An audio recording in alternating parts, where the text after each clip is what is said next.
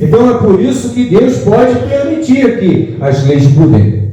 É por isso que Deus pode permitir que se estabeleçam perseguições também aqui no continente americano. E isso está sendo perceptível. O mundo está mudando. O mundo está mudando. As leis estão mudando. Essa cultura que aí está, ela é totalmente anticristã. Os governos que têm assumido na América Latina e mesmo na América do Norte têm pautas anticristãs que são contrárias aos valores esposados pela Bíblia e pela cultura judaico-cristã. Essa cultura woke que emergiu ali daquele movimento Black Lives Matter, ou Vidas Negras Importam, mas ali não era um discurso apenas de defesa racial, havia toda uma narrativa por trás daquilo ali, irmãos. Aquilo era apenas uma fachada. Na verdade, havia todo o interesse em defender uma pauta para ser agradável aos olhos da sociedade, para incutir uma outra coisa por trás disso. Há sempre algo que está escondido, mas que vem disfarçado. O intuito é defender minorias, e não apenas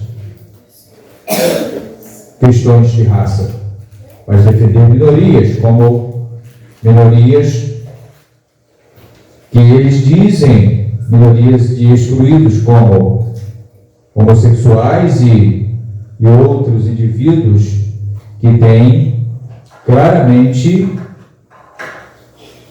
a oposição das Escrituras contra os seus comportamentos.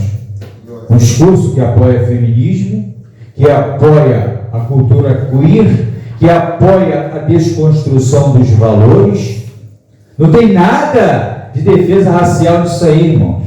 Isso aí é uma tentativa bem urdida para colocar essa pauta para que ela seja aceitada. Por isso que eles colocam isso de defesa racial, de defesa de minorias. Mas no fundo, é uma tratativa das trevas para mudar as leis e as normas estabelecidas e sempre contra o que está registrado nas Escrituras Sagradas. Eles querem mudar os tempos e as normas para que se estabeleça um império anticristão. Mas existe uma pedra no sapato deles, e é a igreja. Eles precisam, obviamente, tirar a igreja do caminho. Glória a Deus. E eles vão tentar isso, irmãos. Deus pode permitir que um dia nós tenhamos que nos reunir, como acontecia no período romano, em que os crentes se reuniam nas catacumbas. Eles tinham um código entre eles para saber quem era crente e quem não era. E eles se encontravam um com o outro e faziam isso. Se você realmente comungasse da fé cristã, você ia completar, ia formar um peixe, que era se não me engano, acho que era um acróstico, Ictios, que representava o nome de Jesus na língua grega. Iesus Christos, Ictios, né?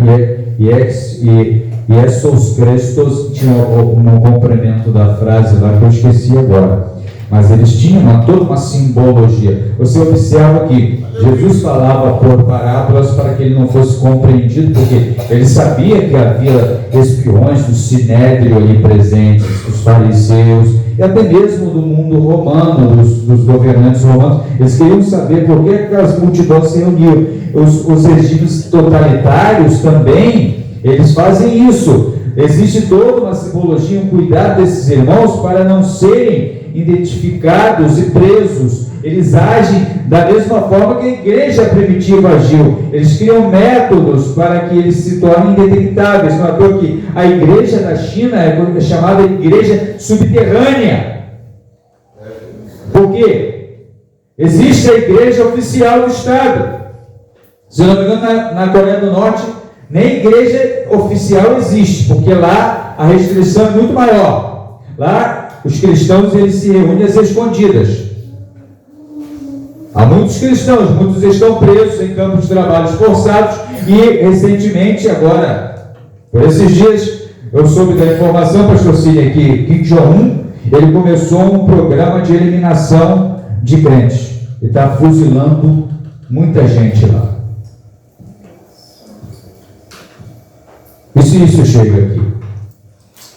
Talvez possa não chegar nesse nível, mas pode chegar no nível de que uma hora chegue uma ordem judicial, as igrejas do Brasil estão fechadas e não podem mais realizar cultos.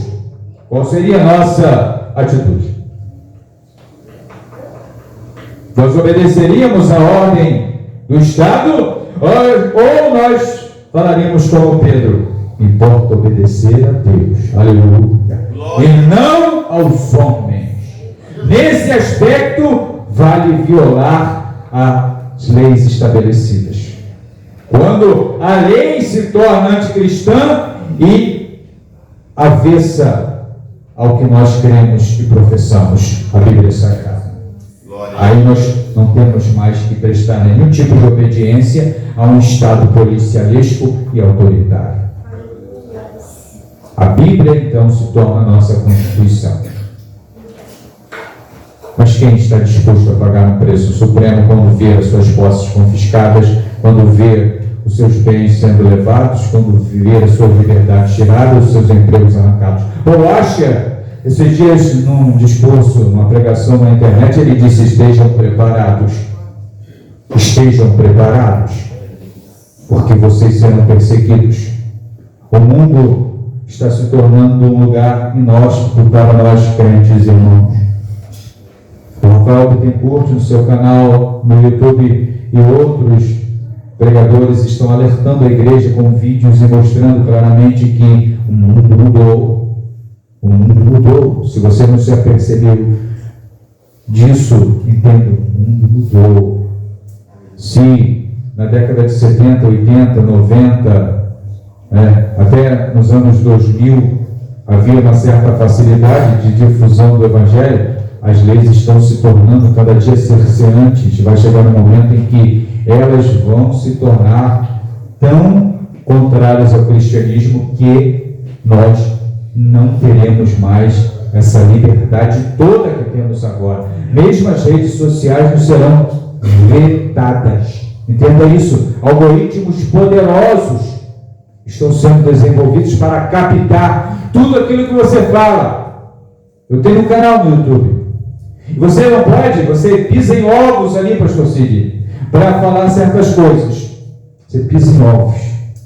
Você tem que saber, tem uma cartilha de coisas que você pode ou não falar. Se você falar diabo ali, você já pode ser cerceado. Isso é liberdade de expressão ali. Você pode ter uma live derrubada, ou você pode ter o seu canal limitado no alcance que teria. Simplesmente você falou aquela palavra. Se você atacar minorias, então, aí você é mais cerceado ainda. Se você usar um discurso cristão, agora eles estão inventando que certo tipo de pregação é discurso de ódio. Se você pregasse do Romanos 1, a depravação geral do gênero humano, você já vai ser enquadrado em discurso de ódio. Em Londres, um pregador usou Romanos para pregar e foi preso pela polícia inglesa, polícia londrina, levou ele preso. Ele estava sendo defendido por uma organização de advogados cristãos. E pelo mundo está havendo a mesma coisa. E não é apenas os cristãos que estão sendo perseguidos. Um certo jornalista, para mostrar o quanto o antissemitismo estava crescendo na Europa, ele andando pela França, ele colocou um quipazinho na cabeça. Um quipá é aquele chapeuzinho que os judeus colocam na cabeça quando vão ao Monte das Lamentações orar. Eles ficam ali orando.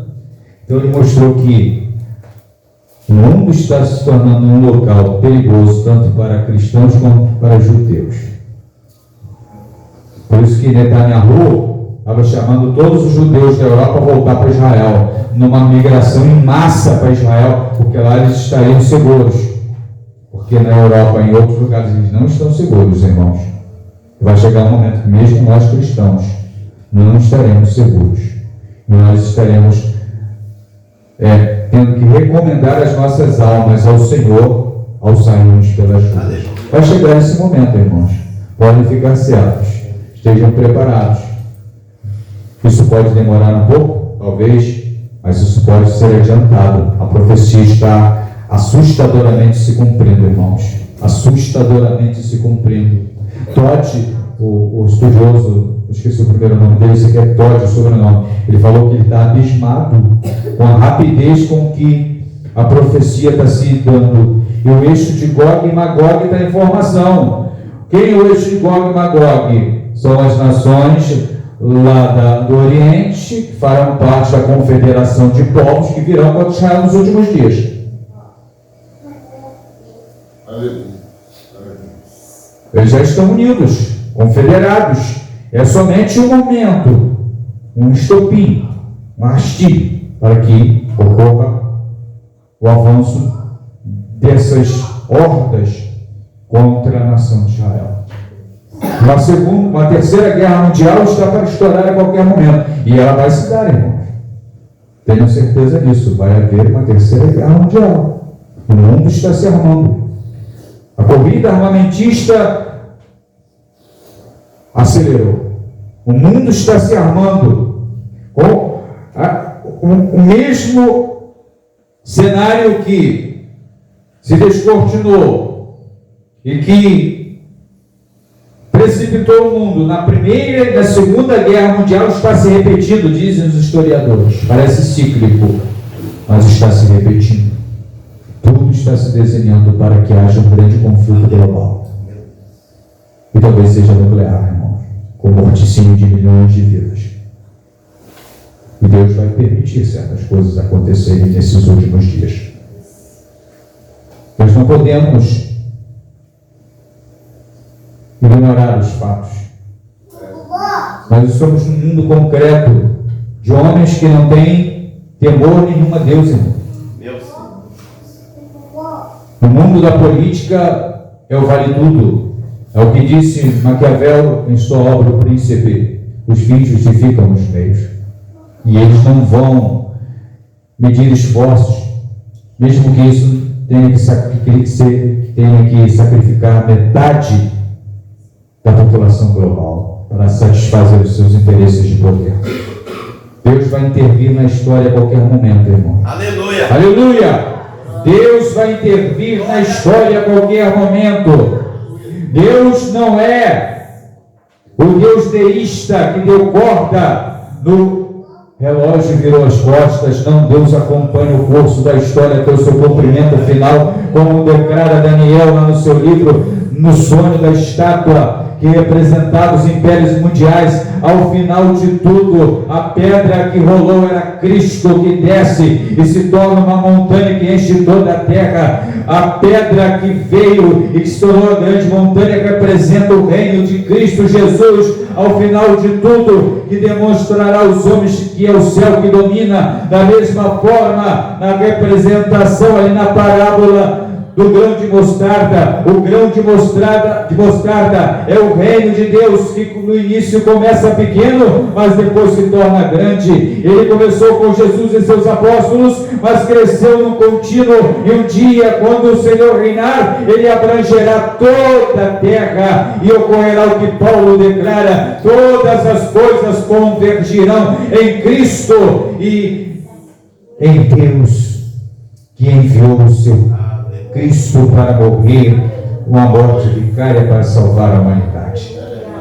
No final, a igreja será triunfante, irmãos. Os perseguidos, eles serão realmente galardoados, os sofredores, aqueles que têm sido marginalizados, aqueles que têm sido tratados como vilipêndio, aqueles que têm sido expoliados em seus direitos, todos eles terão parte do reino do Messias como bem-aventurados, e todos estes ímpios terão a sua parte no lago de fogo que arde com enxofre, com Satanás e seus anjos, o que é a segunda morte. E todo aquele que não foi achado escrito no livro da vida do Cordeiro será lançado no lago de fogo e serão atormentados pelos séculos dos séculos. Vale a pena sofrer por Jesus, irmãos. Vale a pena. Esses irmãos e seu testemunho mostram que vale a pena sofrer por Jesus. Agradeço a oportunidade em nome de Jesus. Glória a Deus. Glória a Jesus. Graças a Deus, irmãos. Bom é nós ouvirmos a palavra, a voz do nosso Deus. Bem, e Deus, Ele tem falado conosco nesta noite. E a Bíblia é clara em dizermos: quem tem ouvido, ouça o que o Espírito diz à igreja. Nós estamos, de fato, vivendo os últimos dias da igreja sobre a face dessa terra. E a Bíblia, ela deixa uma profecia, o próprio Jesus citou isso nos Evangelhos, que como foi nos dias de Ló, nos dias de Noé, assim também seria nos dias da vinda do Filho do Homem. E é o que nós estamos vivenciando nesses últimos tempos. Se a gente acompanhar o relato bíblico de como viviam as pessoas nos dias de Ló, está igual hoje. Está igual. Isso é a palavra se cumprindo. E para nós, como igreja, isso precisa servir de despertamento. Aleluia! É despertamento para a igreja. Para nós estarmos apercebidos e entendendo que as coisas estão se cumprindo. E se isso está se cumprindo, o arrebatamento também se cumprirá. Vai acontecer o arrebatamento. O arrebatamento é um rápido. Não vai dar tempo, irmão, de ninguém se consertar. A Bíblia diz que será em um abrir e fechar de olhos. É um ato de momento. Vai ser rápido demais. Por isso nós devemos aproveitar as oportunidades que temos. Aleluia. Deus é claro e Ele diz: o nosso tempo se chama hoje. E o nosso momento se chama agora. Por isso diz a Bíblia em Hebreus: se hoje ouvires a minha voz, não endureça o vosso coração. Porque o hoje é o nosso tempo e o agora é o nosso momento. Por isso, se houver alguém em nosso meio que ainda não é evangélico ou que talvez esteja afastado, hoje é o seu momento, o seu tempo. Agora é o seu momento. O ladrão da cruz, irmãos, eles estavam ali, um de cada lado. Para um, achava que era o fim, mas o outro, mesmo à beira da morte, ele olhou e disse: tu não temes a Deus? Estando em igual condenação, nós aqui estamos pelos nossos méritos, as nossas obras fizeram por merecer, mas esse homem é justo. E ele olhou para Jesus e disse assim: olha, lembra-te de mim quando entrares no teu reino. Jesus olha para ele e diz: olha, hoje mesmo tu estarás comigo no paraíso. Isso é um privilégio. É um privilégio. Nós sabemos que a Bíblia mostra isso. Tem gente que diz que depois da morte acabou, mas Jesus deixou claro dizendo que não. Depois da morte existe uma vida chamada vida eterna. E o homem com Deus ou não, ele terá uma vida eterna. E é por isso que nós precisamos nos decidirmos e procurar estar firme aos pés de Jesus, a despeito de qualquer coisa, de qualquer luta, de qualquer problema. Foi isso que o apóstolo Paulo, ele quis dizer para nós, como igreja, que nada pode nos separar do amor de Deus. Nada. Não haverá nada, nenhuma justificativa. Amém? Que Deus, em Cristo Jesus, continue nos abençoando. Eu agradeço o presbítero nosso irmão Giovanni, que nos honrou nesta noite com a sua presença, trazendo aqui também a mensagem da palavra de Deus. E agradecer a toda a igreja. E eu quero, irmãos, sugerir, prestem atenção, sugerir uma fala, uma palavra de oração para a igreja. Ore por esta obra. Ore pela obra missionária. E quando você orar, você pede a Deus essa palavra de oração. Senhor, faça arder no meu coração a obra missionária. Faça arder no coração da minha igreja a obra missionária. Faça essa oração, faça esse pedido a Deus. E vamos procurar, irmãos, eu falo primeiramente para mim mesmo, vamos procurar levar mais a sério quando é apresentado um país para orar. Vamos levar mais a sério. A Bíblia diz, preste bem atenção, para nós lembrarmos dos presos, como se nós estivéssemos com eles. Então, quando é apresentado um país desse, é para nós orarmos por ele, como se nós estivéssemos lá, vivendo aquela situação. É isso que a Bíblia está querendo, exigindo de nós. É uma coisa séria. Tem muito crente que vai, por causa da sua oração, da sua dedicação, ele vai receber um galardão de missionário, porque ele realmente está se dando em oração. Está se dando em oração. Ele está se entregando. O culto de missões é um culto de conscientização, para nós nos conscientizarmos da responsabilidade que Deus deixou nos ombros da igreja, a responsabilidade de pregar o Evangelho, de anunciar o Evangelho, de falar. Ele disse: ide pregai, ide anunciar. É dever nosso, é obrigação. Paulo, ele entendeu isso e disse assim: olha, ai de mim se eu não pregar o Evangelho. Ai de mim. É obrigação nossa. Amém? Que Deus nos abençoe em nome de Jesus. Vamos